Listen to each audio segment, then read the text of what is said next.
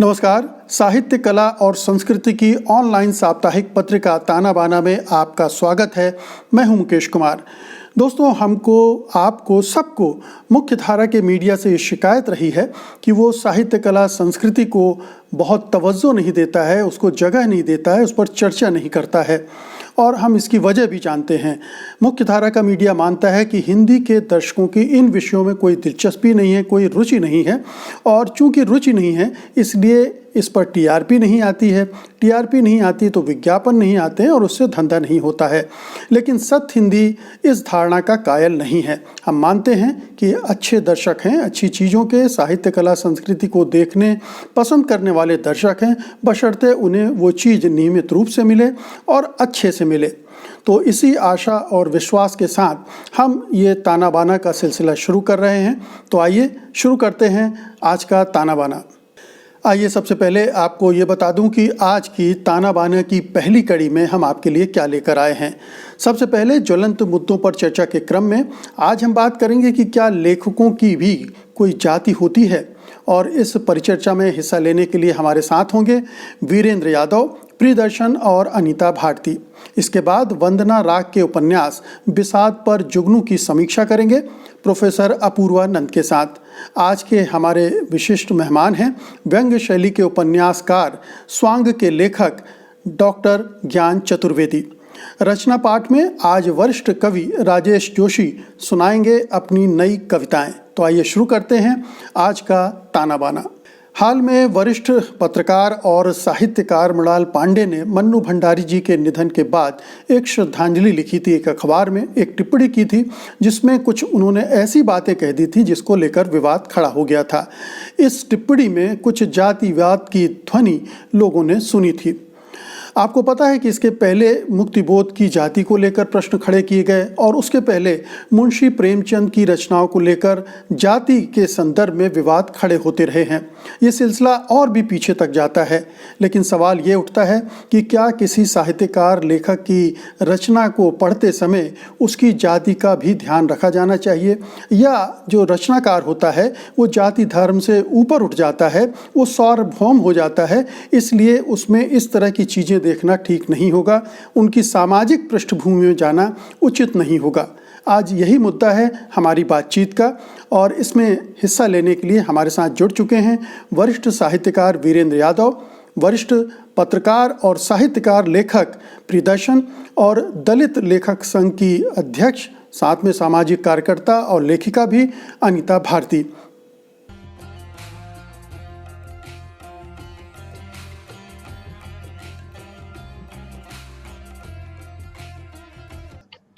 सबसे पहले वीरेंद्र जी, आपकी टिप्पणी चाहिए मुझे कि क्या लेखकों की जाति पूछी जानी चाहिए। कहा जा रहा है कि जाति न पूछो लेखक की, कवि की, रचनाकार की। क्या लेखकों की जाति पूछना जानना जरूरी है? मुकेश जी, जिस संदर्भ में आप बात कर रहे हैं, मृणाल पांडे की जो का लेख मन्नू भंडारी पर था, उस मन्नू भंडारी पर लिखते हुए राजेंद्र यादव पर उन्होंने कुछ अवांछित टिप्पणी की और वो अवांछित टिप्पणी ये थी कि राजेंद्र यादव अपने को कुछ ज्यादा ही यादव के रूप में प्रस्तुत करते थे और दूसरा कि उच्च जातियों के प्रति उनका अनुदार रवैया था। दरअसल ये दोनों ही टिप्पणियां उनकी जो है गैर जरूरी तो थी ही और तथ्यों से परे भी थी। कारण ये कि राजेंद्र यादव को जो है उच्च जातियों का जो आलोचना के साथ जोड़ करके देखा गया तो समूचा परिप्रेक्ष्य उजागर होना चाहिए था। वो समूचा परिप्रेक्ष्य था सवर्णवाद और जो मंडल का जो अंतर्विरोध था, उस अंतर्विरोध को लेकर के राजेंद्र यादव ने उस दौर में काफी कुछ लेखन किया, जिसके कारण जो है जो सवर्ण मानसिकता के लोग थे वो राजेंद्र यादव के खिलाफ जो है लामबद्ध हो गए थे। जब मृणाल पांडे ने ये टिप्पणी की, वो टिप्पणी राजेंद्र यादव पर कम थी और मृणाल पांडे के सवर्ण मानस को ज्यादा उजागर कर रही थी।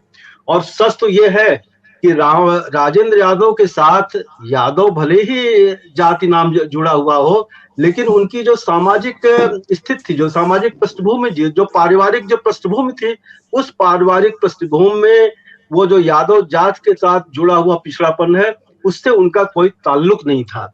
तो एक वैचारिक हस्तक्षेप किया था राजेंद्र यादव ने अपने लेखन से, और उसका खामियाजा या उसकी कीमत उन्हें चुकानी पड़ी कि जो सवर्ण मानसिकता के लेखक थे, उन्होंने इस तरह की टिप्पणियां की। और मृणाल जी पांडे की टिप्पणी इसका एक उदाहरण है। और मृणाल पांडे जबकि स्वयं ही आरक्षण का जब आंदोलन चल रहा था, और उसी समय उन्होंने या पत्रकारों को लेकर के जब कहा गया कि मीडिया में दलित या जो है पिछड़ी पृष्ठभूमि पिछड़े के लेखक पत्रकार बहुत कम हैं, तो उन्होंने एक लेख लिखा था, जाति न पूछो साधु। तो एक मृणाल पांडे जो है इस तरह की टिप्पणियां करती रही हैं, और मन्नू भंडारी को श्रद्धांजलि देते हुए, मन्नू जी भंडारी को पर लिखते हुए, मैं समझता हूं कि राजेंद्र यादव को एक कमतर व्यक्तित्व के रूप में आंकना, ये उनका एक पक्षपातपूर्ण रवैया था। और एक धारणा उनकी जो बनी हुई थी राजेंद्र यादव के प्रति, उसको उन्होंने उजागर किया।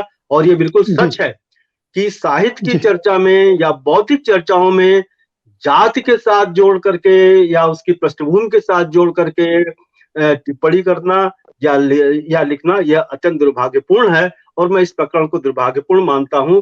और लेकिन यह अवचेतन है, सवर्ण मानस जी का अवचेतन है, जो समय समय पर उजागर होता रहता है, दलित बौद्धिकों के प्रति भी, और जो पिछड़े समाज से आए हुए प्रतिनिधि जो लेखक है उनके प्रति भी, भले ही उनकी अवस्थिति वो हो या न हो।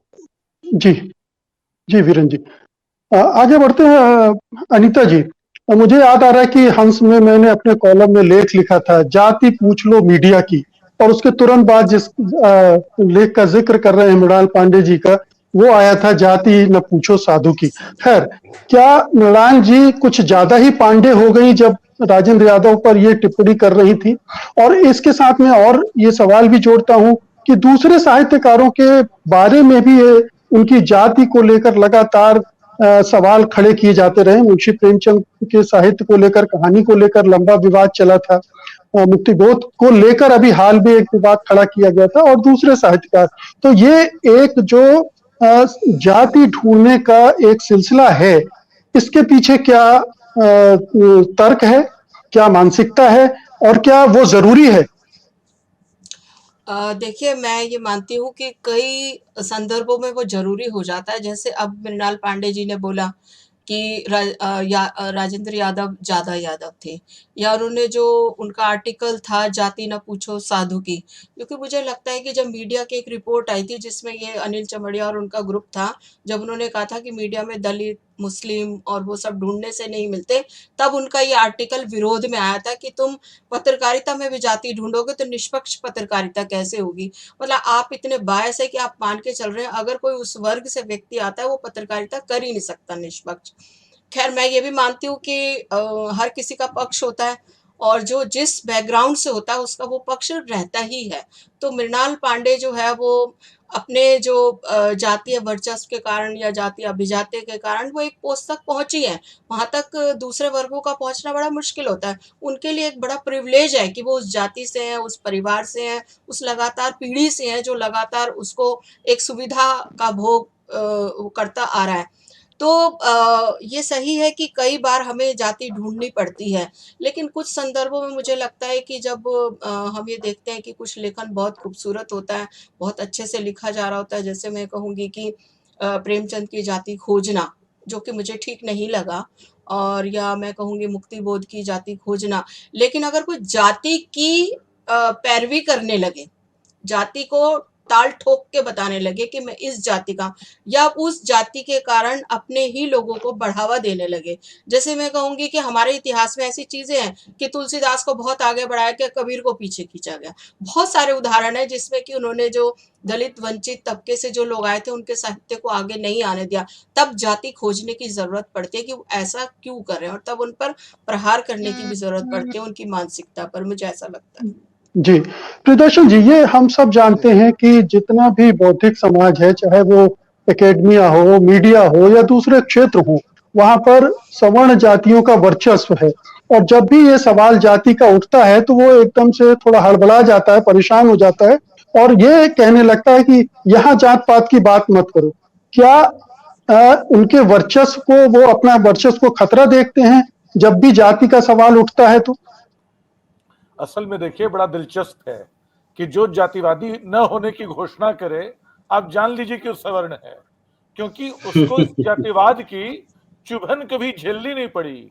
वो बड़ी सुविधा से घोषित कर सकता है कि वो जातिवादी नहीं है, लेकिन जिसने जातिवाद का चाबुक अपनी पीठ पे झेला है, जिसको कदम कदम पे इसके चलते तोहमत और अवहेलना झेलनी पड़ी है, वो कैसे खुद को कहे या ये कहे कि जाति बिल्कुल नजरअंदाज करने की चीज है। दूसरी बात, जिस अपर कास्ट की बात हम कर रहे हैं, उसके वैवाहिक विज्ञापनों को अखबारों में देख जाइए। वहां बाकायदा जातियों ही नहीं, उपजातियों में लड़कियां खोजी जा रही हैं, अंग्रेजी में उनके विज्ञापन आ रहे हैं। यानी जाति बिल्कुल सुरक्षित है, उनका कटघरा सुरक्षित है। लेखक की जाति खोजी जाए या न खोजी जाए, एक बड़ा सवाल है। ये सच है कि लेखक जब लिख रहा होता है तो कई बार वो अपने जातिगत कटघरे से बाहर आने की कोशिश करता है, आता भी है। राजेंद्र यादव का जो लेखक व्यक्तित्व है, दिलचस्प ये है कि मैं राजेंद्र यादव लेखक और राजेंद्र यादव संपादक को अलग अलग करके देखता हूं। राजेंद्र यादव का लेखक बिल्कुल मध्यवर्गीय मानस, मध्यवर्गीय चौखटे में ढला लेखक है। उनकी नई कहानियां आंदोलन के दौर की कहानियां हों, उनके उपन्यास हों, वो कहीं से आपको लगेगा नहीं कि किसी जाति से बंधे हैं।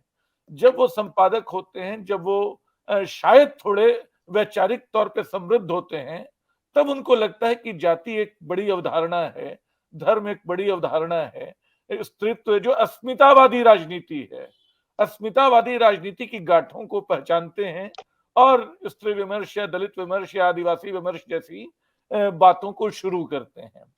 तो एक बात यह है। दूसरा, लेखक किसी जाति का हो न हो, वो भले जाति के कटघरों से ऊपर हो, कहीं ना कहीं अवचेतन में उसकी छाप बनी रहती है, उसकी पहचान। जाति शब्द को हटा दे दुनिया भर में।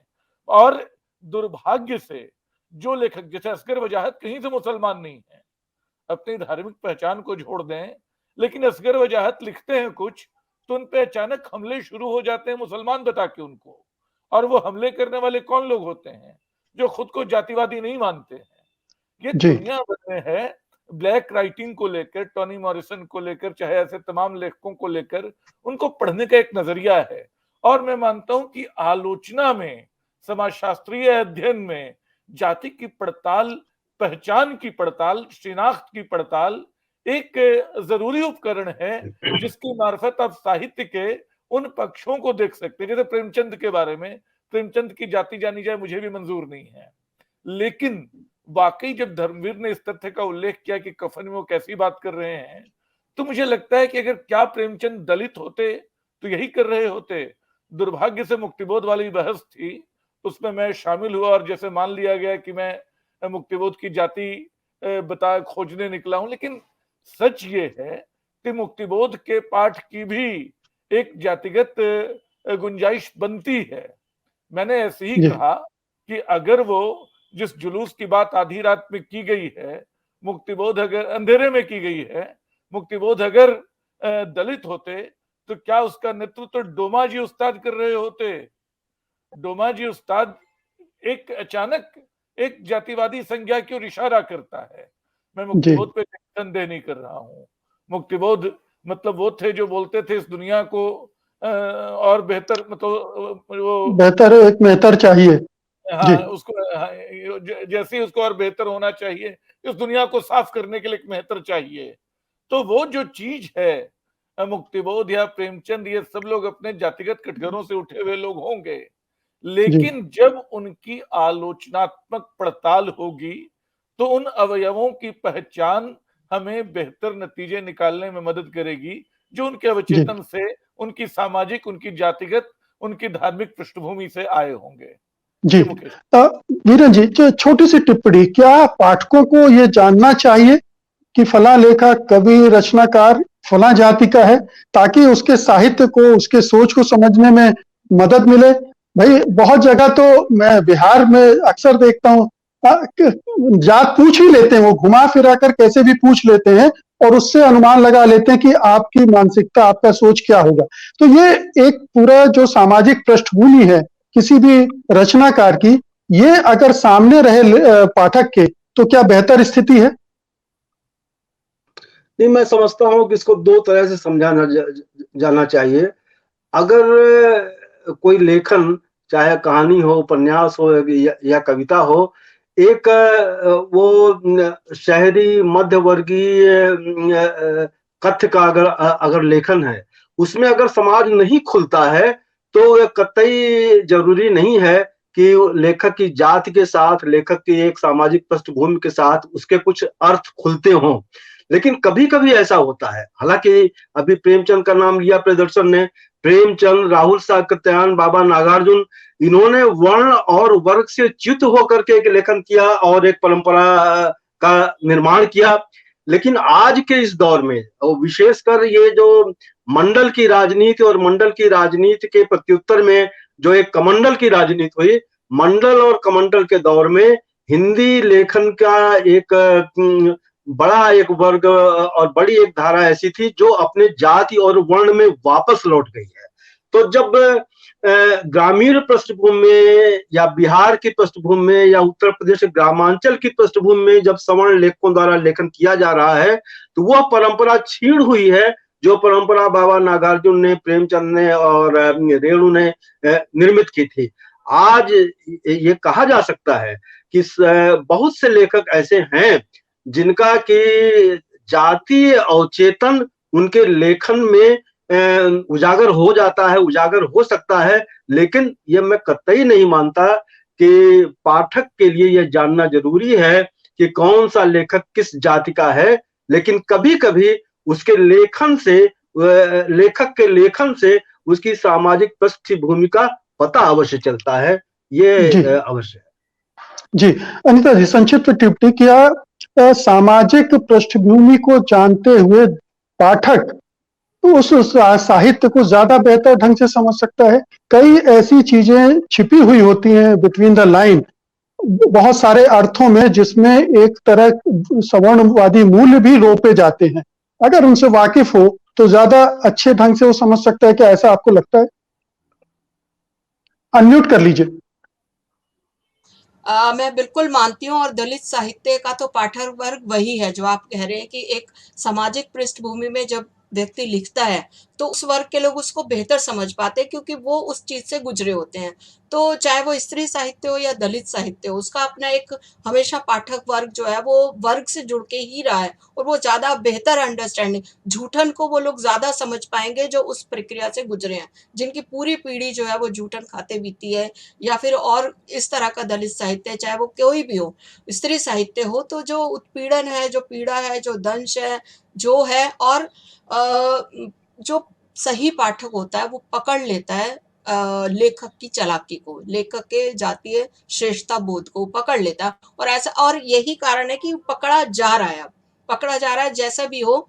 और मैं जो आपने पहला एक सवाल पूछा था, मैं मानती हूँ कि साहित्य में तो पहले से ही जाती रही है, यहाँ तो उपनामों का ही खेल रहा है, चतुर्वेदी, द्विवेदी, और ये सब बहुत खेल रहा है इनका, शुक्ल और ये सब का। और एक धारा ये रही कि उन्हीं को सर्वोपरि रखती है, वो हर चीज में उन्हीं की कोट, उन्हीं का सब कुछ करते हैं, बाकी जो लिख रहे हैं वो उनका कहीं जिक्र भी नहीं आता। तो साहित्य में तो जाति शुरू से ही बरकरार है, और मुझे डाउट भी होता है कि टूटेगी कभी, और ये बढ़ती ही जा रही है।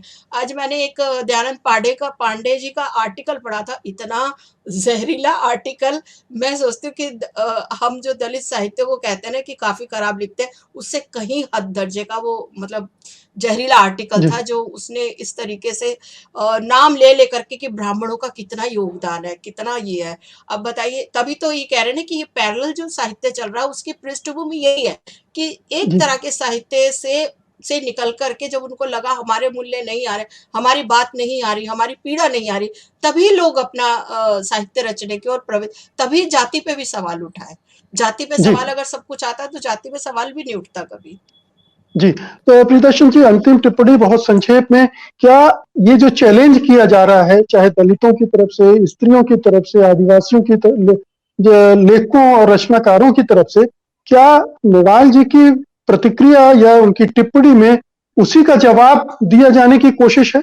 वो हड़बड़ाया हुआ है वो वर्ग या वर्ण जो इस तरह की चीजों को अभी तक ढक कर अपने को बड़ा बनाने की प्रक्रिया में लीन था?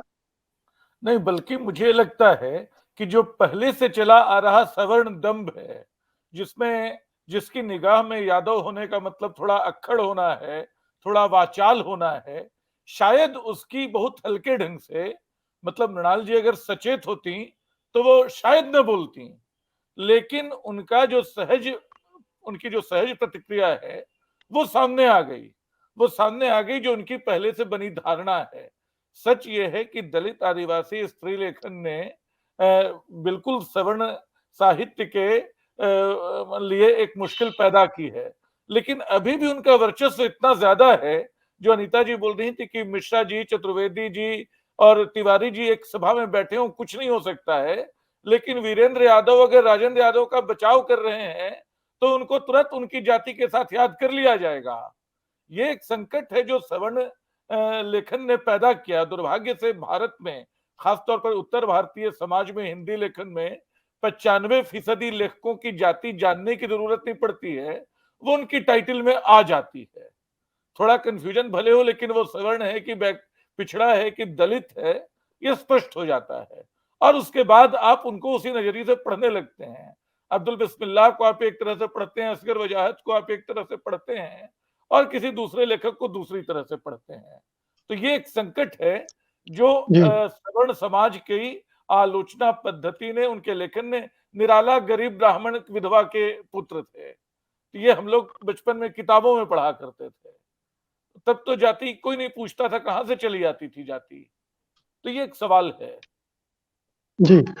तो सवाल है, लेकिन ये सवाल उठेंगे तभी हमें समझ में आएगा कि रचनाकारों की सामाजिक पृष्ठभूमि कितनी महत्वपूर्ण होती है उनके लेखन में, उनके रचना धर्म में। सारे साहित्यकार, सारे रचनाकार इस सीमा को नहीं लांघ पाते हैं, और जो अवचेतन में उनके बहुत सारी चीजें होती हैं वो कहीं ना कहीं साहित्य में भी झलक पड़ती है। बहुत सारे लोग अपनी सावधानियों से बच भी जाते हैं। तो एक साहित्य का को पढ़ने वाले को बहुत सजग भाव से इन सब का अध्ययन करना चाहिए और रसास्वादन करना चाहिए। बहुत बहुत शुक्रिया आप सभी मेहमानों का आज की चर्चा में हिस्सा लेने के लिए। और अब वक्त है पुस्तक समीक्षा का। वंदना राग का उपन्यास बिसात पर जुगनू कई वजहों से चर्चा में है। पहली वजह तो ये है कि इसका कथानक लगभग 160 वर्षों के कालखंड में फैला हुआ है और इसका विस्तार भारत से लेकर चीन तक है। दूसरे, लेखिका ने कथा शिल्प में भी प्रयोग किया है।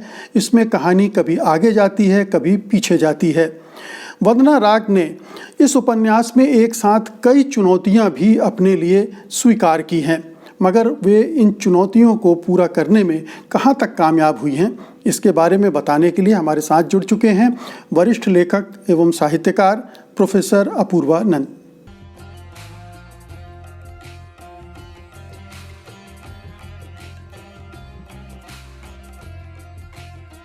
तो मेरा सबसे पहला सवाल ये है कि ये काफी हृष्ट पुष्ट उपन्यास है, काफी बड़ा उपन्यास है, इसकी कहानी भी काफी विस्तृत है। अगर कालखंड के हिसाब से देखें या फिर भूगोल के हिसाब से देखें, दोनों स्तरों पर, तो इस उपन्यास को आपने कैसे देखा है? बहुत शुक्रिया। और सबसे पहले तो मैं आपकी इस बात से सहमत हूं कि यह उपन्यास एक अत्यंत ही महत्वाकांक्षी उपन्यास है, कालखंड के लिहाज से और समय, आप दिक और काल दोनों के विस्तार के लिहाज से बहुत ही महत्वाकांक्षी है। दूसरे, यह जितनी चिंताओं को छूता है या उठाता है, उनके लिहाज से भी यह बहुत महत्वाकांक्षी है। तो सबसे पहले तो किसी लेखक या उपन्यासकार की इसीलिए प्रशंसा की जानी चाहिए या तारीफ की जानी चाहिए कि उसने इतनी चुनौतियां एक साथ एक कलेवर में एक कृति के उठाने का साहस किया। तो इस साहस के लिए बहुत बधाई दी जानी चाहिए वंदना राग को। यह भारत और चीन, दो देशों की कथा है, और एक तरह से एक देश दूसरे की तरफ जाता है, दूसरा पहले की तरफ आता है। इस आने और जाने की कहानी है। तो और इसके साथ यह पूरी कहानी दोनों देशों में यूरोपीय उपनिवेशवाद के प्रसार की कहानी भी है। उस उपनिवेशवाद के प्रसार के चलते दोनों देशों के जनजीवन में क्या फर्क पड़ता है, क्या अंतर आता है, इसको दर्ज करने की कोशिश यह कहानी अपनी कल्पना के जरिए करती है। यह उपन्यास एक स्तर पर राजनैतिक उपन्यास भी कहा जा सकता है, राजनैतिक कल्पना का उपन्यास कहा जा सकता है, क्योंकि इसकी अंतर्धारा एक राजनैतिक चिंता से प्रेरित होकर चलती है और उसको देखना बहुत मुश्किल नहीं है कि वो किस प्रकार की है। लेकिन उसमें सावधानी बरती गई है और उसको मैं औपन्यासिक सावधानी कहूँगा और उसके लिए भी बधाई देंगे कि वो बहुत प्रकट नहीं होती है। वह जो राजनीतिक चिंता है वो बहुत प्रकट नहीं होती है। तो इस विस्तार और तीसरे कि इसमें पात्र ढेर सारे हैं, बहुत सारे पात्र उठाए गए हैं।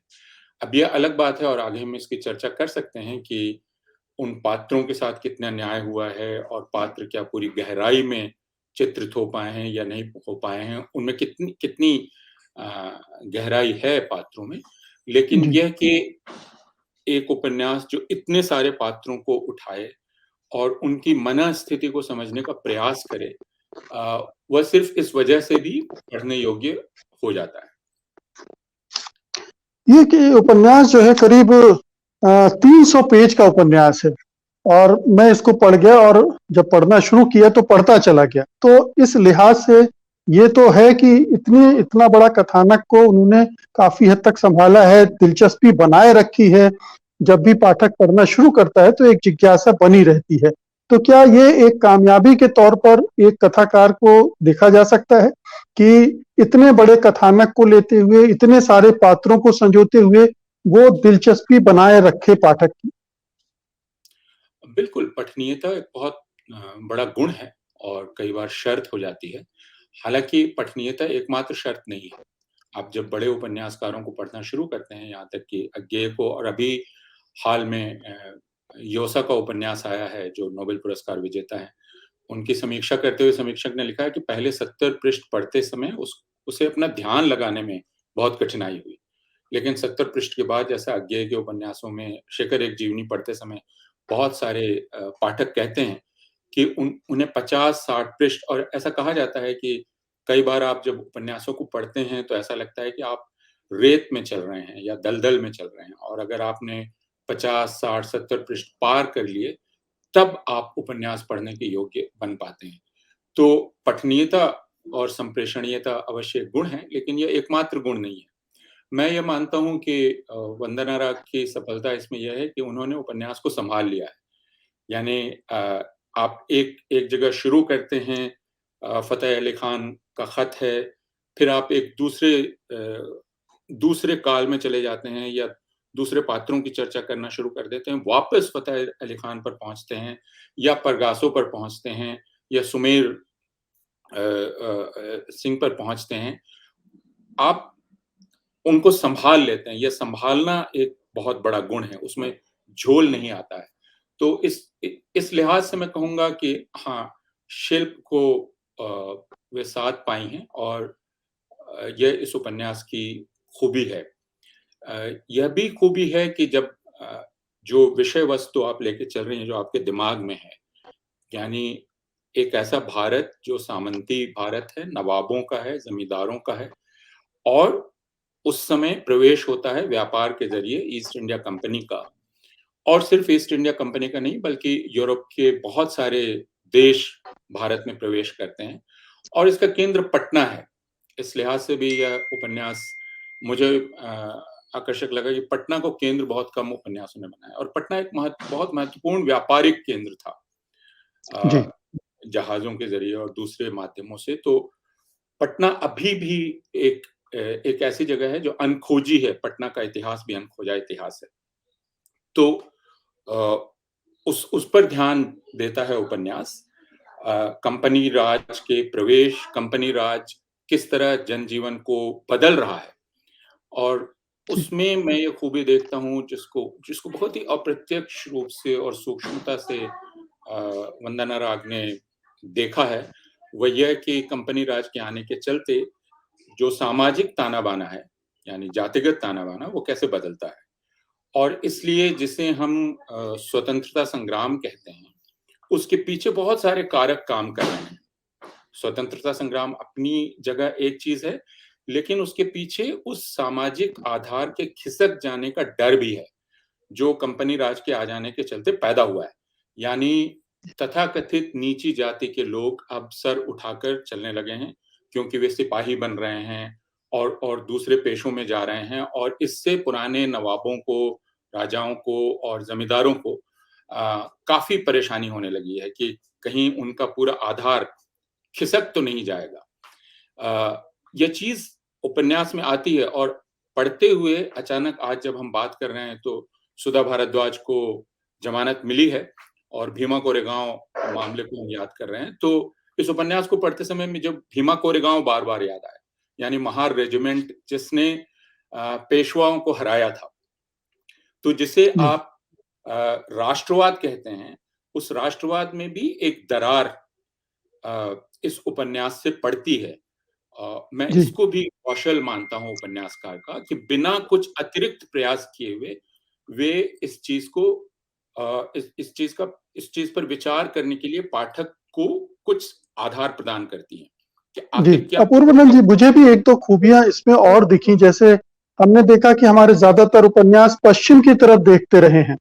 ये मुझे पता नहीं है कि कितने उपन्यास ऐसे लिखे गए हैं जिसमें पूर्व की तरफ देखा गया हो, चीन से हमारे संबंध, चीन के साथ व्यापार, उसकी तरफ नजर डाली हुई हो, और फिर चीन से कनेक्ट करना, और फिर भविष्य में 21वीं सदी में वहां से एक महिला का आना अपने सूत्रों संबंधों को तलाशते हुए। तो इस तरह से कहानी को बुनना जिसमें उस समय का भारत भी आ जाए और हमारे चीन के साथ क्या रिश्ते बन रहे थे वो भी दिखे, और उसमें साम्राज्यवादी ताना बाना भी प्रकट हो। और आपने जैसा कहा कि जो सामंती मानसिकता थी उसको भी उन्होंने उभारा है। बिल्कुल, भारत चीन का चुनाव बहुत महत्वपूर्ण है कई कारणों से। आज भी हमारी जिंदगी में चीन बहुत महत्वपूर्ण है और होने जा रहा है पूरी दुनिया में, और पहले भी वह था। दूसरे के जो व्यापारिक रिश्ते थे भारत और चीन के बीच, और वो किस स्वाभाविक रूप से विकसित हो सकते थे, और उसमें औपनिवेशिक हस्तक्षेप ने क्या विकृति पैदा की, इन दोनों चीजों को यह उपन्यास देखने का प्रयास करता है। कैंटोन का जीवन, चीन का जीवन, अफीम का धीरे धीरे प्रवेश करा के चीन को कैसे आपने पूरी तरह से पंगु बना दिया और उसको अधीन कर लिया, यह चीज, और फिर भारत और चीन का जो स्वतंत्र व्यापार था उस पर भी आप कैसे कब्जा कर लिया उपनिवेश ने, यह चीज। तो चीन का चुनाव मुझे बहुत दिलचस्प लगा। सिर्फ चीन का नहीं, अगर एक दूसरी चीज पर आपका ध्यान गया होगा तो इस उपन्यास की का केंद्रीय बिंदु मुझे लगता है पटना कलम की यात्रा, पटना कलम का जन्म और पटना कलम की यात्रा। उपन्यास शुरू होता है एक चीनी शोधार्थी के भारत आने से, और वह चीनी शोधार्थी जिस खोज में आई है उसको लेकर एक रहस्य बना हुआ है। अंत तक वह रहस्य उपन्यासकार बना के रखती हैं, उसका अनुमान आप बीच में कर सकते हैं कि वह क्या खोज रही है, लेकिन वह एक चित्र से मिलता जुलता चित्र खोजने भारतवर्ष में आई है, जो चित्र चीन में है और जिसकी अनुकृति भारतवर्ष में होगी ऐसा वह जानती है, और आखिरकार उपन्यास के अंत में वह चित्र मिल जाता है। तो ये दो चित्रों के मिलने के बीच पटना कलम यानी एक कला की यात्रा की कथा इस उपन्यास में कही गई है। इस लिहाज से भी इसको देखा जाना चाहिए कि पटना कलम सामाजिक उथल पुथल, राजनीतिक उथल पुथल, हिंसा के बीच विकसित हो रही है। तो शंकरलाल और मुसव्विर खाना, खदीजा बेगम और खदीजा बेगम जैसे इसके बीच में हैं, लेकिन उनकी एक स्वायत्त दुनिया है, वे उससे कटे हुए हैं। कटे हुए मैं नहीं कहूंगा, लेकिन वो जैसे कला की दुनिया में रमे हुए हैं। तो कला का समाज से क्या रिश्ता हो सकता है, कला का बाहरी राजनीतिक जीवन से क्या रिश्ता हो सकता है, पटना कलम कैसे साधारण जीवन को चित्रित कर रही थी और एक प्रकार की यथार्थवादी कला थी, उसमें कैसे सबका प्रवेश था। तो बावजूद इसके कि शंकरलाल का मुसव्विर खाना है, लेकिन उसमें विलियम स्टोन का भी प्रवेश है, विलियम स्टोन भी उनका शागिर्द हो सकता है और कलाकार हो सकता है, रुकनुद्दीन उसका दोस्त हो सकता है।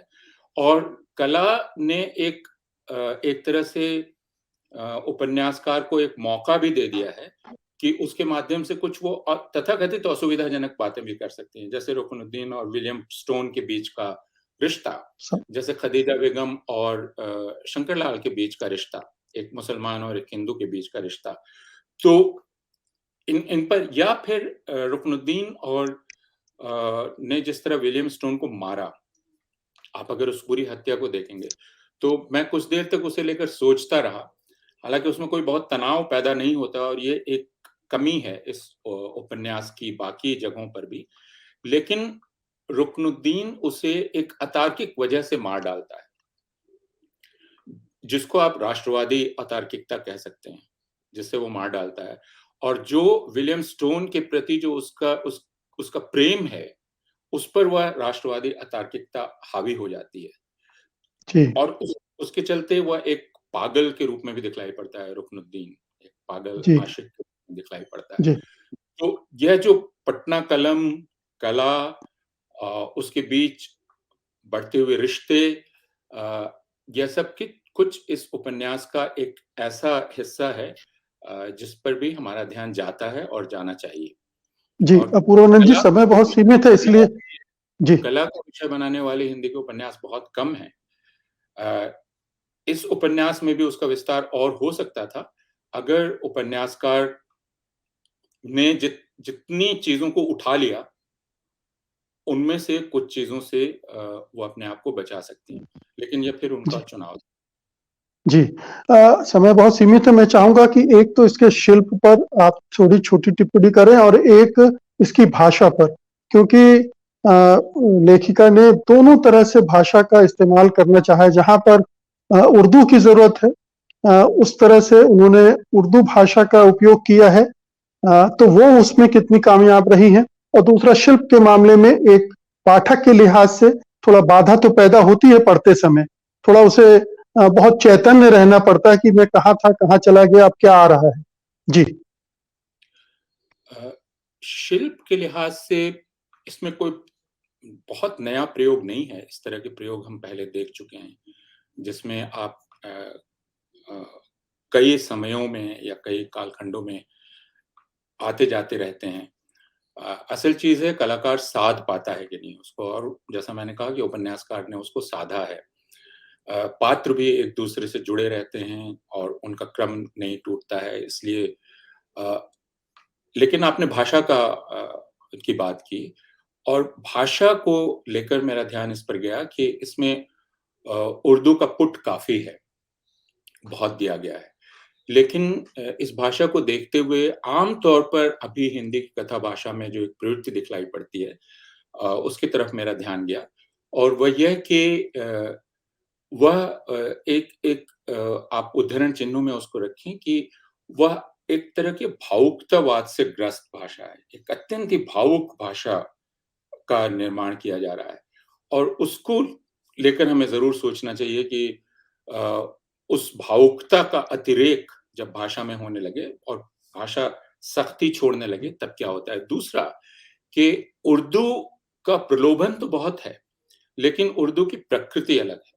तो मैं सिर्फ इस उपन्यास को पढ़ते हुए भी यह सोच रहा था कि आप जब उर्दू का इस्तेमाल करें, तो उर्दू के की उस प्रकृति को ना भूल जाएँ। मैं ये नहीं कह रहा हूँ कि आप उसमें छूट ना लें, लेकिन सिर्फ़ उर्दू का इस्तेमाल नहीं होना चाहिए, और दूसरे उर्दू का इस्तेमाल सिर्फ़ भाषा को एक तथाकथित रूमानी रंग देने के लिए नहीं होना चाहिए, जिसका जिस तरफ यह इस उपन्यास की भाषा कई बार झुकी हुई जान पड़ती है। तो एक एक तरह की हल्की रोमानियत, और एक एक एक तरह का हल्कापन, एक तरह की भावुकता इस भाषा में है। और उर्दू की भी जो आम छवि हिंदी के लोगों के दिमाग में बनी हुई है कि जब आपको रोमानियत का पुट देना हो तो आप उर्दू को ले आएँ। तो यह खतरा इस उपन्यास की भाषा को देखते हुए मुझे दिखलाई पड़ा है। जी, यह बात मैं ज़रूर कहना चाहूँगा कि चूंकि उपन्यासकार ने बहुत सारे पात्र उठा लिए हैं, तो पात्रों का तर्क प्रकट नहीं होता है। यानी जो सारे स्त्री पात्र हैं वो बहुत बहादुर हैं। क्यों? बहादुरी तक की यात्रा क्या है उनकी? कैसे वो बहादुर हो गई? और बहुत सारे संयोग घटित होते हैं इस उपन्यास में। तो आप चरित्रों को सिर्फ संयोग से नहीं बना सकते, उनका तर्क उपन्यास के भीतर मौजूद होना चाहिए। उसकी कमी मुझे इसमें दिखलाई पड़ी कि आपको ये मान लेना है, उपन्यासकार ये कह रहा है कि यह मेरी पात्र बहादुर है, परगासो बहादुर है। क्या यात्रा है उस बहादुरी तक की? वो चीन की जो महिला हैं, वह बहादुर हैं, तो क्या यात्रा है? और सिर्फ इत्तेफाक इत्तेफाक इत्तेफाक ही नहीं हो सकता है। हम ये जानते हैं कि हम सब लोगों के जीवन भी इत्तेफाकों की ही कड़ियों से बने हुए हैं, लेकिन जी उपन्यास के भीतर उनका एक तर्क होना चाहिए। वह चीज़ जी मैं खोजता रहा और वह मुझे नहीं मिली। फिर भी जैसा मैंने कहा कि मैं आखिर में उपन्यासकार को बहुत बधाई देना चाहूँगा, इस बड़ी चुनौती को उठाने के लिए। इसमें एक राजनीतिक सदिच्छा है जो आप देख सकते हैं। वह राजनीतिक सदिच्छा है कि सरहदें नहीं होनी चाहिए। कला संभवतः उसका साधन हो सकती है जो सरहदों को बेमानी कर दे। ज्ञान और कला 2 चीज़ें हैं और जी राष्ट्र की सरहदें कृत्रिम हैं और अप्रासंगिक हो जाती हैं कई बार। तो यह राजनीतिक जी। सदिच्छा भी इस उपन्यास में है और यह उसका भी उपन्यास है। डॉक्टर ज्ञान चतुर्वेदी अपने तीखे व्यंग लेखन के लिए जाने जाते हैं। उनके उपन्यासों में उनकी ये व्यंग्यात्मक शैली और भी खिलकर सामने आती है। हाल में उनका उपन्यास स्वांग आया है, जो कि बुंदेलखंड की ग्रामीण पृष्ठभूमि पर आधारित है और बहुत ही लोकप्रिय हो रहा है, बहुत चर्चा में है। इसके पहले 2 और उनके उपन्यास आए हैं, बारहमासी और हम न मरब, और ये दोनों भी बुंदेलखंड की ग्रामीण पृष्ठभूमि पर आधारित हैं। कहना ये चाहिए कि ये तीनों दरअसल एक ही सिलसिले की 3 कड़ियाँ हैं, त्रयी हैं। ज्ञान जी आज हमारे साथ हैं, तो आइए उनसे उनके इस उपन्यास पर बात करते हैं, उनकी व्यंग्य यात्रा पर बात करते हैं।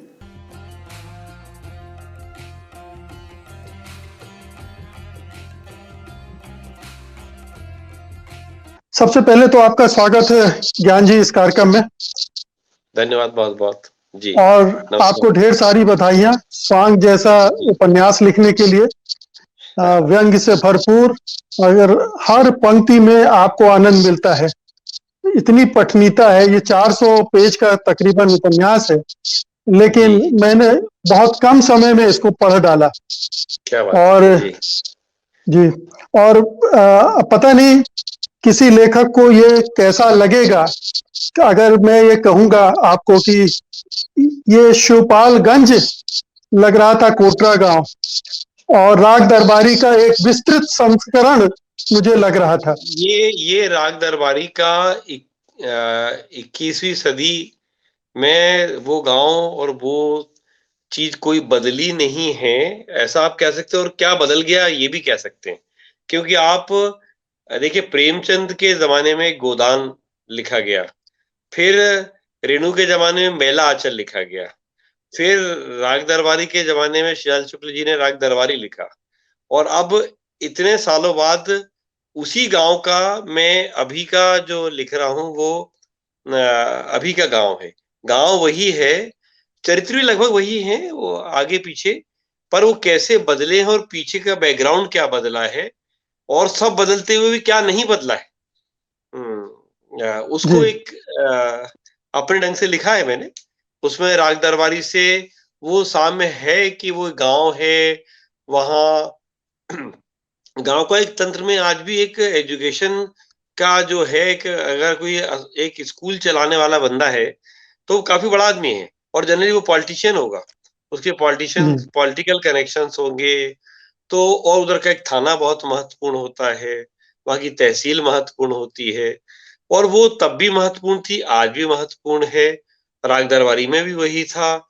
अब राग दरबारी से के जमाने की नकल और राग दरबारी जमाने के स्कूल से बहुत स्कूल बदल गया है, वो बताने की कोशिश है। अब वो स्कूल नहीं रहा है, सारे सिस्टम और डिजेनरेट हुए।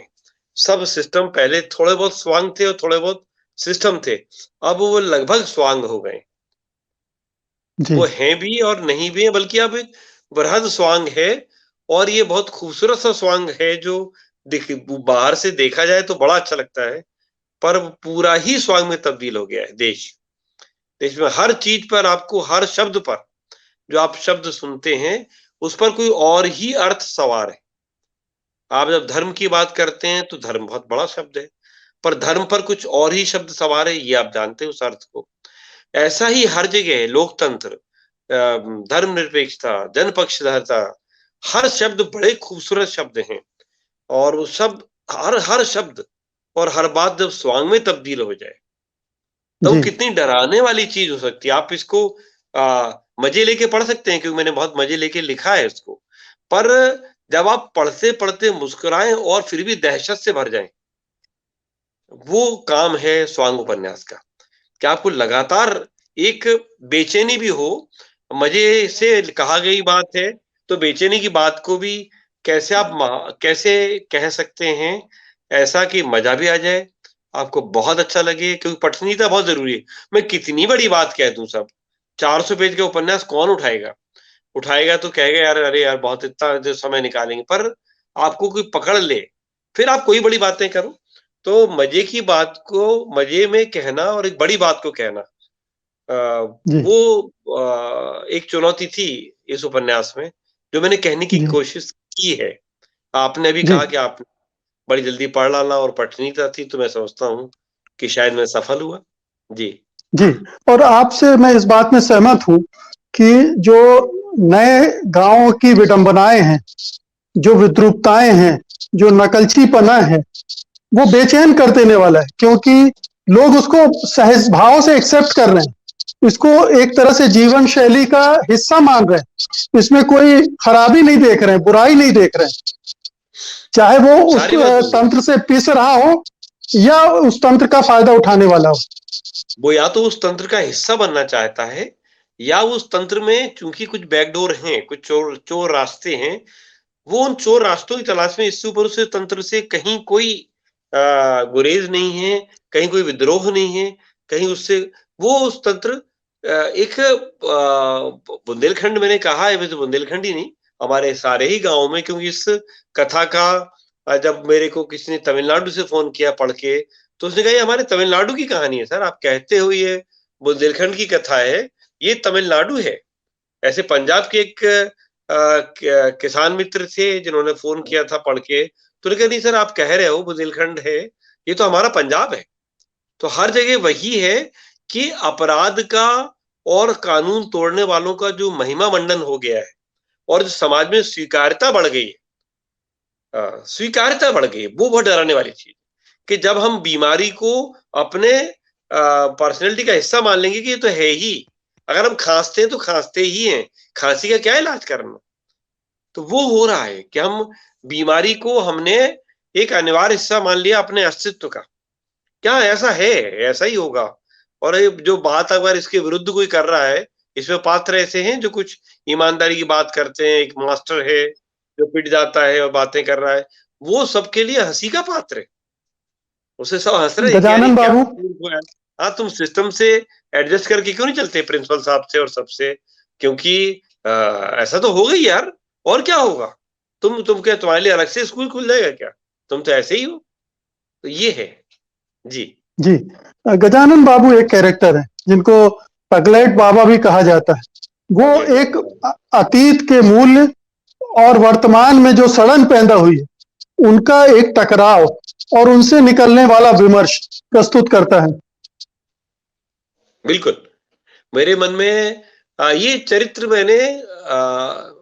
मैंने दो दो ऐसे पागल देखे अपने गांव में, और एक दो अधपगले देखे हैं, शहरों में भी देखे हैं, जिन्हें हम अधपगले क्यों कहते हैं, क्योंकि उनसे हम मानते हैं कि ये प्रैक्टिकल लोग नहीं है, ये तो आज जो हो रहा है उससे किसी तरह से भी एडजस्ट करके चलने में तैयार नहीं है। और मैंने बिल्कुल नितांत ऐसे घनघोर पागल भी देखे हैं जिन्हें पगलट बाबा ही कहते थे हमारे गांव में, और वैसी बातें करते थे नेहरू जी की, गांधी जी की, और पता चला था कि वो कभी कहीं, अजी चरित्र मेरे मन में 30 साल से था, कोई जगह नहीं मिल रही थी जहां मैं इसको इस्तेमाल कर सकूंगा, मन में था इस पे कभी लिखूंगा, किसी जगह चरित्र आएगा। और ये मुझे लगा बिल्कुल एप्ट टाइम है कि मैं स्वांग में इसको इस्तेमाल कर लूं। और स्वांग में मैंने शुरुआत इनसे ही करी उपन्यास की, और शुरुआत करके मुझे पहले तय नहीं था कि वो एंड तक कहाँ जाएंगे, पर करते करते मुझे लगा कि इसका सारा जो दारोमदार है बात कहने का स्वांग के विरुद्ध, वो मेरे लिए गजानन बाबू वो हैं जो शायद मैं भी हूं। वो शायद हर ऐसा नागरिक है जो बेचैन है और पागल कहलाता है कि आप बेचैन क्यों हैं, आप बाजार के हिस्सा क्यों नहीं हो जाते, आप इस सांप्रदायिकता के हिस्सा क्यों नहीं हो जाते, आप क्यों इधर उधर की बातें करने की कोशिश करते हैं, आप क्यों नहीं रिश्वत देके काम करा सकते, आपका बेटा एक सही नौकरी में नहीं पहुंच पाया क्योंकि आपने जरा सा वहां दे दिया होता तो हो गया होता, पर आप वो देने में सक्षम भी थे, आप दे सकते थे और आप बस अपने उसमें रह गए। तो ये जो चीजें हैं, तो मुझे लगता है कहीं ना कहीं उस गजानन बाबू में ज्ञान चतुर्वेदी भी है, जो खुद को पागल महसूस करते हैं कि जो आज भी ऐसी बातों से उद्वेलित होना चाहते हैं, उद्वेलित हो जाते हैं, परेशान हो जाते हैं। और हर वो आदमी जो ईमानदार है और ईमानदारी से अपना काम करना चाहता है, पर अपने ही सिस्टम में जहां भी वो काम कर रहा है, वो पुलिस में हो, वो अदालत में हो, वो कहीं हो, वो पढ़ाता हो, वो देखता है कि वो ईमानदारी से काम कर रहा है, पर सारी जो हाईलाइट है वो बेईमानों के हाथ में है। तो वो जो एक अंदर बेचैनी होती है, ये वो बेचैनी गजानन बाबू की बेचैनी है।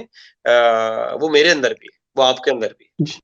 जी और इस उपन्यास के जरिए हमारे लोकतंत्र का जो ग्रामीण संस्करण है जी वो बड़ी शिद्दत से उभर कर आता है और बड़ा परेशान करने वाला है कि हम ऊपरी स्तर के लोकतंत्र को लगातार कोसते रहते हैं, सांप्रदायिकता भ्रष्टाचार के जो रूप उसमें दिखते हैं उनको हम पहचानते हैं, लेकिन ग्रामीण समाज को किस तरह से भ्रष्ट बना दिया है उसकी पहचान बहुत कम होती है। तो ये उपन्यास हमें उस तरफ देखने को मजबूर करता है। हमारे यहाँ एक किस्म का अहोभाव है किसान को लेके। अभी भी किसान आंदोलन चल रहा है, आप देखते होंगे कि आप कोई चीज ऐसी किसान के खिलाफ नहीं बोल सकते। गांव वाले को मानते हैं बड़ा भोला है, किसान को मानते हैं वो तो अन्नदाता है। वहां कुछ भी बेईमानियां हो ही नहीं रही हैं, वहां कोई फौजदारी हो ही नहीं रही है, वहां जमीन के झगड़े हैं ही नहीं, एक दूसरे के सिर फोड़ने की बातें हैं ही नहीं, वहां जातिवाद है ही नहीं, वहां तो सब बिल्कुल एक दूसरे के गले मिलकर बड़ा बड़ा ही समभाव से पूरा समाज चल रहा है, ऐसा है नहीं। गांव के बारे में एक जो वास्तव में है, लोकतंत्र के नाम पर जो भीड़तंत्र वहां है, लोकतंत्र के नाम पर जो एक चालाकी वाला चीज है जो हम देखते हैं जब बड़े शहरों में बड़े व्यापक स्तर पर, राष्ट्रीय स्तर पर, तो उसकी हम बात भी करते हैं मीडिया में और सब जगह कैमरे ले लेके आप पहुंचते हैं, पर गांव में, ठेठ गांव में क्या हो रहा है, ठेठ गांव में क्या हो रहा है, उसकी ना तो खबर है ना परवाह है। और बल्कि उसे हमने एक आदरणीय सा रूप देके उसके बारे में बात करना बंद कर दिया। ये वो वाला गांव है। शिवपालगंज का गांव वैसा ही गांव था। अब ये उससे भी बदतर हुआ है और उससे थोड़ा सा और इंटीरियर में है ये गांव। ये वहां बिल्कुल अंदर जाके है जहां पर एक स्कूल ये खुल गया है, पर बाकी वहां पर बहुत सारी चीजें पहुंची नहीं है। और वहां विकास किस तरह पहुंच रहा है, विकास का कैसे स्वांग पहुंच रहा है, ये उसकी कथा भी है कि चूंकि वहां से कोई पास से हाईवे निकल जाता है, तो स्वांग स्वांग में कि उस गांव में विकास भी आ गया, जो जिस विकास की हम आज बात करते हैं, जहां चमक इतनी ज्यादा है कि वो चकाचौंध में आपको दिखना बंद हो गया। रोशनी जी का काम दिखाना है और जी चकाचौंध का काम छिपाना है। तो हम जब चकाचौंध पैदा करते हैं रोशनी की जगह, तो दिखता कुछ नहीं है। जी। और ज्ञान जी, आपकी अनुमति से मैं एक छोटा सा अंश आपकी किताब से पढ़ना चाहता हूँ अपने दर्शकों के लिए। जी बिल्कुल। ये है हनुमान जी और मुसलमान बकरा। ये पात्र मैं पहले इसके बारे में बता दूं, ये बहुत अद्भुत बना धीरे धीरे होते हुए कि एक गांव में जी है जो बकरा फर्टिलाइज करता है बकरियों को, उसका इस्तेमाल होता है, और वो तो बीजू बकरा कहलाता है, एक मुसलमान का बकरा है। और उस बीजू बकरे में इतने गुण हैं कि उसके पास ज्यादा बिजनेस मिलता है, क्योंकि उसके साथ अगर गर्भाधान हो तो पक्का है कि बकरी गर्भवती हो जाएगी। तो लोग उससे चिढ़ भी रहे हैं। और उस समय अब कैसे ये पॉलिटिक्स जो हमारी सांप्रदायिक राजनीति कहाँ तक पहुंच गई गांव में, कि जहां पर जी मुसलमान का बकरा भी मुसलमान हो गया है। जी और इस बात को इस्तेमाल कर सकते हैं उसका बिजनेस डाउन करने के लिए कि यार तुम्हारा जी मुसलमान का बकरा है, तुम हिंदू बकरियां तुमसे गर्भाधान कराएं, तो ये तो लव जिहाद हो गया, ये ठीक नहीं होगा। तो बिल्कुल ये बिल्कुल। वाला हिस्सा। जी जी जी, ये मैं पढ़ता हूँ थोड़ा सा। जी जी ये काहे का प्रसाद है? पंडित जी ने चिरौंजी दाने हथेली पर लेते हुए नत्थू से पूछा। हनुमान जी का प्रसाद है महाराज, हम देवता की नहीं पूछ रहे, चढ़ाया क्यों? बकरी एक बार में ही गाभिन हो गई महाराज, हमने उसी की मन्नत मांगी हती। नत्थू ने प्रसाद की पुड़िया को माथे से लगाते हुए कहा। बजरंग बली तो ब्रह्मचारी देवता हैं, पता है कि नहीं? बुढ़िया की बड़ी लगन है हनुमान जी में। लगन का तो ठीक है, पर कुछ मांगते टेम ये सब तो सोच लो कि कौन से देवता से क्या मांगना है। हम कौन से पंडित आदमी हैं महाराज, तो किसी से कुछ भी मांगने लगोगे क्या? लक्ष्मी मैया से विद्या मांगोगे तो वो दे पाएंगी क्या? वे तुमसे यही कहेंगी, ये सब तुम देवी सरस्वती से मांगो, है कि नहीं? ऐसे ही हनुमान जी से बकरी के गाभिन होने की तुम्हारा अरज करना ठीक बात है क्या? पर उनने हमारी अरज तो सुन ली। हनुमान जी हैं सीधे सरल देवता, सो मान गए। पर भक्त को भी उनका ख्याल रखना चाहिए कि नहीं? पाप हो गया महाराज। नत्थू ने सिर झुका लिया। पाप तो खैर नहीं हुआ, पर आगे से ध्यान रखियो, पंडित जी बोले। तो ये प्रसंग है, इसमें ये पूरा लंबा प्रसंग है, पूरा दिलचस्प प्रसंग है। अब मैं आपसे एक छोटा सा सवाल करना चाहता हूँ। व्यंग को आप किस तरह से पैदा करते हैं? एक व्यंग्यकार की अपनी दृष्टि होती है, वो तमाम तरह की विरोधाभास देखता है, विडंबनाएं देखता है, और उनसे एक व्यंग पैदा करता है। ऑब्जर्वेशन है आपका, एक राइटर का। आप किस तरह से इसको मुझे लगता है करते व्यंग हैं? में सर हम लाख कह लें भाषा का चमत्कार, लाख कह लें व्यंजना, लाख कह लें हम टेढ़े मेढ़े कथन के द्वारा कुछ हम पैदा करेंगे, जिसे हम हास्य के लेवल पे जब हमारे रवीन्द्रनाथ टैगोर कहते थे कि हवा में गांठ बांधना, कि हम हवा में गांठ बांध लें, हम कुछ भी कर लें, अंततः जो कायम रहता है, जो व्यंग को जो व्यंग की नींव बनती है, वो व्यंग विचार है। विचार है कि नहीं आपके कहने में? आपके इस हर डायलॉग में जो मैं कहे जा रहा हूँ, अगर कोई विचार नहीं है, किसी विचार की तरफ नहीं ले जा रहा, तो ये एक पोचा सा चुटकुला बन के रह जाएगा। आप जब तक विचार की नींव नहीं पैदा करते, बनाते, तब तक उस पर कोई अच्छा व्यंग्य खड़ा नहीं हो सकता। तो ये परसाई जी जब कहते थे कि विचार हो, जो आपको थोड़ा विचलित कर दे, कोई चीज़ कही है जो आपको, तो मुझे लगता है कि जो चीज़ आपको विचलित करे, वो व्यंग्य है। जो आपको आत्म साक्षात्कार में डाले, आपको सोचने पर मजबूर करे, खुद के बारे में भी और दुनिया के बारे में भी, वो व्यंग्य है। अब वो व्यंग्य का विचार, एक व्यंग्य की दृष्टि आप में है कि नहीं? कई लोग व्यंग्य लिखना चाहते हैं और बहुत सारे लोग अच्छा चुटकुला सुना लेते हैं और ज़रा चुटीली बातें कर लेते हैं और वो व्यंग्य लिखने लगते हैं। क्यों कुछ लोग कहते हैं यार तुमको तो लिखना चाहिए, तुम तो व्यंग्य लिख लेते हो। चुटीली बात व्यंग्य नहीं है। एक चुटकुले नुमा बात कहना व्यंग्य नहीं है। व्यंग्य उससे अलग चीज़ है। वो व्यंग्य की दृष्टि आप में है कि नहीं? और अगर आप रियली व्यंग्यकार हैं, जैसे मैं अपने आप को कहूँगा मैं व्यंग्यकार हूँ, तो मेरे को हर चीज़ देखने में उसके पीछे का जो व्यंग्य है वो हमेशा झाँकता है। उस सिचुएशन का, उस चरित्र का, उस स्थिति का व्यंग्य मेरे को सामने जो किसी को ना दिखे, पर मुझे उसमें दिखेगा। जिसे हम कहते हैं उन विडंबनाओं को पकड़ना और उन जो उसके अंदर उस परिस्थिति में जो द्वंद्व है, उसको पकड़ने की आप में क्षमता है कि नहीं है? अगर वो है तो आप फिर एक अच्छा व्यंग्य लिख सकते हैं। व्यंग्य के नाम पर आज जो लिखा जा रहा है, जो परोसा जा रहा है, आप भी देखते हैं अखबारों में सब जगह वो उसे क्या कहें आप, व्यंग्य कहें, उसे संपादकीय कहें, उसे टिप्पणी कहें, एक चुटली भाषा में शायद कहने की कोशिश करी है। तो भाषा की अपनी इंपॉर्टेंस है इसमें, उसमें चुटीले ढंग से बात कहने की क्षमता, विट, आयरनी, हास्य, ह्यूमर, सबकी वैल्यू है। पर ये सब किसके लिए है? ये सजावट किसके लिए है? तो दुल्हन तो हो, ये हम कहते हैं ना भाषा, मैंने कहीं बोला था एक जगह कि भाषा पालकी है, पर पालकी से अंततः आदमी सुंदर सी पालकी है और वो आई है, सबका उसमें नजर है, पर पालकी से उतरती कौन है? वो दुल्हन कौन सी है?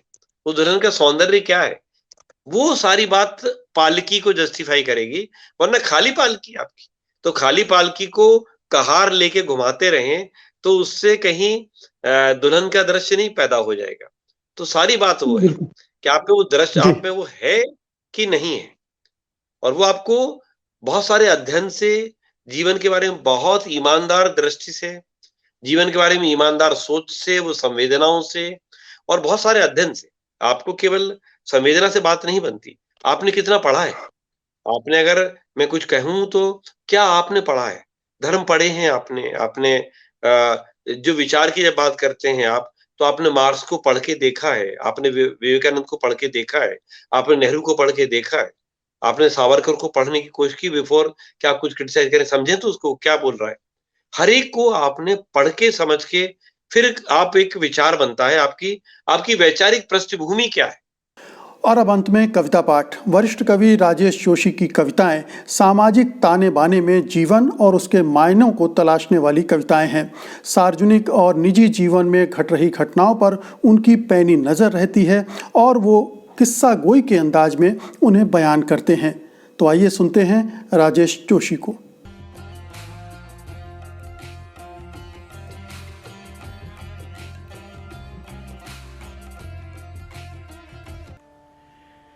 कविता का शीर्षक है गांधी की घड़ी।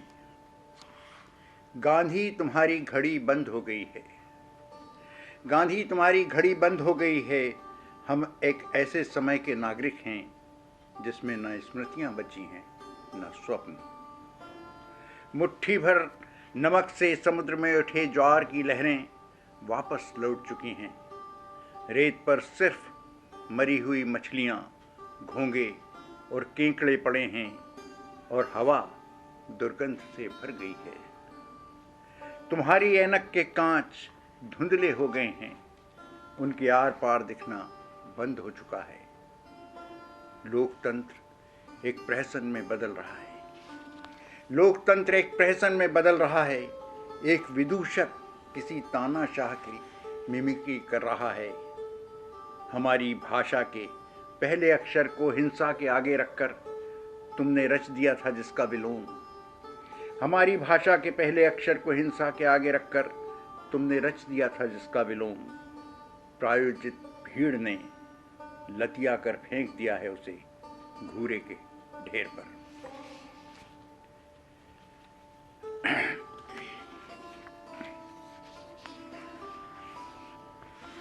इस कविता का शीर्षक है रोशनी।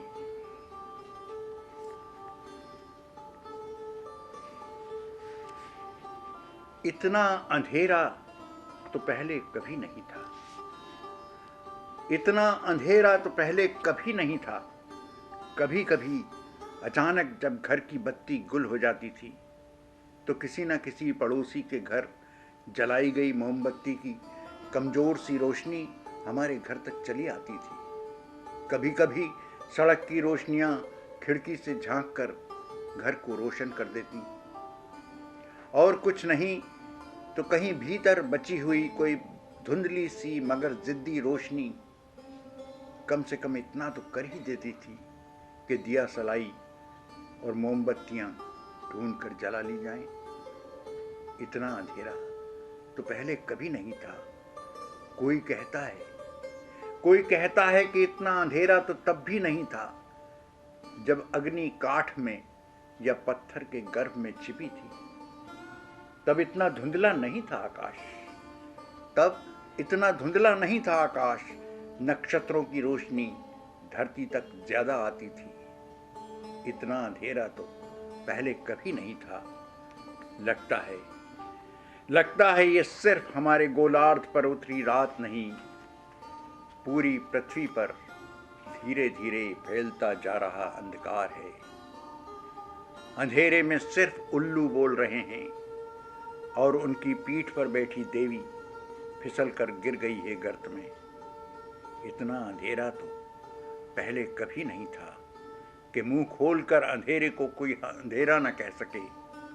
इतना अंधेरा तो पहले कभी नहीं था कि मुंह खोलकर अंधेरे को कोई अंधेरा न कह सके, कि हाथ को हाथ भी न सूझे, कि आंख के सामने घटे अपराध की कोई गवाही न दे सके।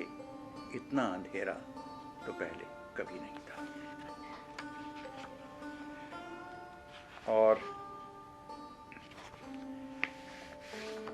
ये कविता है उल्लंघन। इसमें मुक्तिबोध की एक बहुत ही प्रसिद्ध कहानी पक्षी और दीमक का एक उल्लेख आता है। और ये कविता है उल्लंघन। उल्लंघन कभी जानबूझकर किए और कभी अनजाने में। बंद दरवाजे बचपन से ही मुझे पसंद नहीं रहे। एक पाँव हमेशा घर की देहरी से बाहर ही रहा मेरा। व्याकरण के नियम जानना कभी मैंने जरूरी नहीं समझा। इसी कारण मुझे कभी दीमक के कीड़ों को खाने की लत नहीं लगी और किसी व्यापारी के हाथ मैंने अपना पंख देकर उन्हें खरीदा नहीं। बहुत मुश्किल से हासिल हुई थी आज़ादी। बहुत मुश्किल से हासिल हुई थी आज़ादी और उससे भी ज़्यादा मुश्किल था हर पल उसकी हिफाजत करना। कोई ना कोई बाज झपट्टा मारने को आंख गड़ाए बैठा ही रहता था किसी न किसी डगाल पर। कोई सांप रेंगता हुआ चुपचाप चला आता था घोंसले तक अंडे चुराने। मैंने तो अपनी आंख ही तब खोली जब सविनय अवज्ञा के आह्वान पर सड़कों पर निकल आया देश। उसके नारे ही मेरे कानों में बोले गए पहले शब्द थे। मुझे नहीं पता कि मैं कितनी चीजों को उलांघ गया। मुझे नहीं पता कि मैं कितनी चीजों को उलांघ गया। उलांघी गई चीजों की बाढ़ रुक जाती है ऐसा माना जाता था। कई बार लगता है कि उल्लंघन की प्रक्रिया उलट बांसी बनकर रह गई है हमारे मुल्क में। हमने सोचा था कि लांग आए हैं हम बहुत सारी मूर्खताओं को, अब वो कभी सिर नहीं उठाएंगी। लेकिन एक दिन वो पहाड़ सी खड़ी नजर आईं और हम उनकी तलहटी में खड़े बौने थे। लेकिन ये ना समझना कि मैं हताश होकर बैठ जाऊंगा। उल्लंघन की आदत तो मेरी रग रग में मौजूद है। बंदर से आदमी बनने की प्रक्रिया के बीच इसे अपने पूर्वजों से पाया है मैंने। मैं एक कवि हूं और कविता तो हमेशा से ही एक हुक्म उदूली है। हुकूमत के हर फरमान को ठेंगा दिखाती कविता उल्लंघन की एक सतत प्रक्रिया है। व्याकरण के तमाम नियमों और भाषा की तमाम सीमाओं का उल्लंघन करती वे अपने आप ही पहुंच जाती है वहां जहां पहुंचने के बारे में कभी सोचा भी नहीं था मैंने। एक कवि ने कहा था कभी कि स्वाधीनता घटना नहीं प्रक्रिया है। उसे पाना होता है बार बार लगातार। तभी से न जाने कितने नियमों की अविनय सविनय अवज्ञा करता पहुंचा हूं मैं यहां तक। धन्यवाद।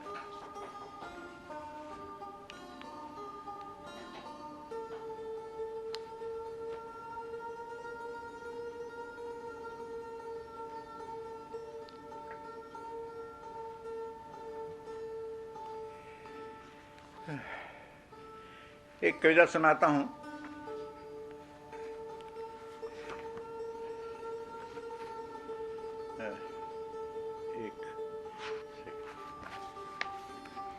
इस कविता का शीर्षक है मारे जाएंगे। जो इस पागलपन में शामिल नहीं होंगे मारे जाएंगे। जो इस पागलपन में शामिल नहीं होंगे मारे जाएंगे। कटघरे में खड़े कर दिए जाएंगे जो विरोध में बोलेंगे। कटघरे में खड़े कर दिए जाएंगे जो विरोध में बोलेंगे। जो सच सच बोलेंगे मारे जाएंगे। बर्दाश्त नहीं किया जाएगा कि किसी की कमीज हो उनकी कमीज से ज़्यादा सफ़ेद। बर्दाश्त नहीं किया जाएगा कि किसी की कमीज़ हो उनकी कमीज़ से ज़्यादा सफ़ेद। कमीज़ पर जिनके दाग नहीं होंगे मारे जाएंगे, धकेल दिए जाएंगे कला की दुनिया से बाहर। जो चारण नहीं, जो गुण नहीं गाएंगे मारे जाएंगे। धर्म की ध्वजा उठाए जो नहीं जाएंगे जुलूस में, धर्म की ध्वजा उठाए जो नहीं जाएंगे जुलूस में। गोलियां भून डालेंगे उन्हें, काफिर करार दिए जाएंगे। सबसे बड़ा अपराध है इस समय निहत्थे और निरपराध होना। सबसे बड़ा अपराध है इस समय निहत्थे और निरपराध होना। जो अपराधी नहीं होंगे मारे जाएंगे। ताना बाना के इस पहले अंक में आज बस इतना ही। दोस्तों, हम इस कड़ी में बहुत कुछ संजोना चाहते थे, बहुत कुछ करना चाहते थे, लेकिन वो हो ना सका। लेकिन आने वाले अंकों में ज़रूर आप बहुत सारे परिवर्तन देखेंगे, नए तरह की सामग्री देखेंगे। फिर भी हम आपसे चाहेंगे, गुजारिश करेंगे कि आप अपनी प्रतिक्रियाओं से हमें अवगत कराएं ताकि ताना बाना को और भी अच्छे से संवारा जा सके। हमारा मेल आईडी आप नोट कर लीजिए, tanabana@sathhindi.com। और अब अनुमति दीजिए, अगले रविवार को रात 9 बजे आपसे फिर मुलाकात होगी। तब तक के लिए नमस्कार।